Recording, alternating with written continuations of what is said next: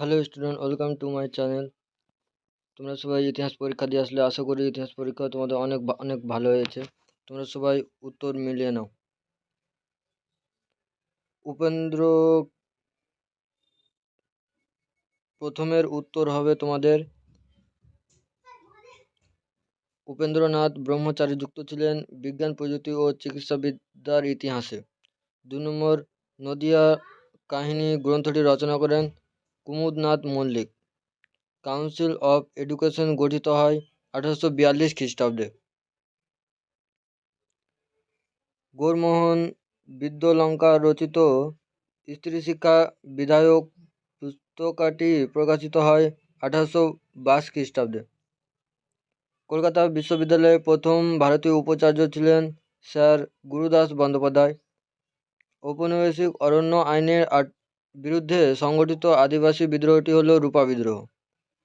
নীল বিদ্রোহে দুজন উল্লেখযোগ্য নেতা দিগম্বর বিশ্বাস ও বিষ্ণুচরণ বিশ্বাস চৌগাছা গ্রামের বাস করতেন। এটি ছিল নদিয়া জেলায়।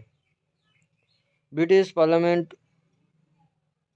উন্নতর ভারত শাসন আইন পাস করেছিল 2রা আগস্ট 1858 খ্রিস্টাব্দে। ভারতের প্রথম রাজনৈতিক প্রতিষ্ঠান হল বঙ্গ ভাষা প্রকাশিকা সভা। নবগোপাল মিত্র ছিলেন হিন্দু মেলার সহ সম্পাদক। বসু বিজ্ঞান মন্দির প্রতিষ্ঠা জগদীশ বসু অধ্যাপক ছিলেন পদার্থবিদ্যায়। বাংলা ভাষায় প্রথম সচিত্র পুস্তক প্রকাশ করেন গঙ্গাকিশোর ভট্টাচার্য। তারপরে সর্বভারতীয় কিষাণ সভা প্রথম সভাপতি ছিলেন স্বামী সহজানন্দ। কৃষক আন্দোলনের মতিলাল তেজওয়াত নেতৃত্ব দিয়েছিলেন রাজস্থানে। গিরনি কামগড় ইউনিয়ন প্রতিষ্ঠিত হয় 1928 খ্রিস্টাব্দে। ভারত ছাড়ো আন্দোলনে ভোগেশ্বরী ফুকননি শহীদ হয়েছিল আসামে।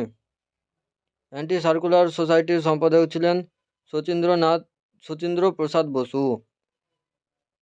বীণা দাস বাংলার ছোট লাট স্ট্যানলি জ্যাকসনকে হত্যা করার চেষ্টা করেন 1932 খ্রিস্টাব্দে। স্বাধীন ভারতের প্রথম গান্ধীবাদী শহীদ ছিলেন পণ্ডিত শিরামালু।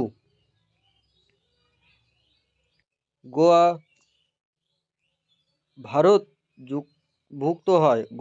ভারতভুক্ত হয় 1961 খ্রিস্টাব্দে। তারপরে উত্তর হবে তোমাদের 5ই জুন। তারপরে সরকারি নথিপত্র কোথায় সংরক্ষিত হয়? মহাপেজখানায়।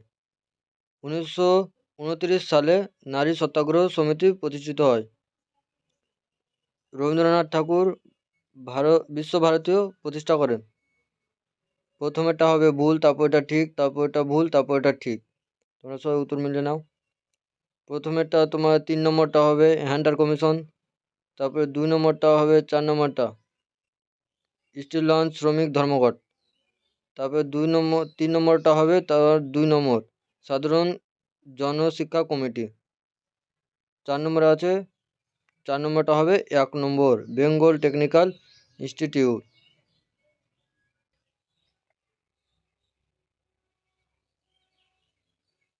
ব্যাখ্যার প্রথমের অ্যান্সারটা হবে 3 নম্বর ব্যাখ্যা। 2 নম্বরটা হবে তোমার 2 নম্বরের ব্যাখ্যা উত্তরটা হবে। 3 নম্বরের বিবৃতির উত্তর হবে 1 নম্বর ব্যাখ্যা। 4 নম্বর বিবৃতির উত্তর হবে তোমার 3 নম্বর ব্যাখ্যা।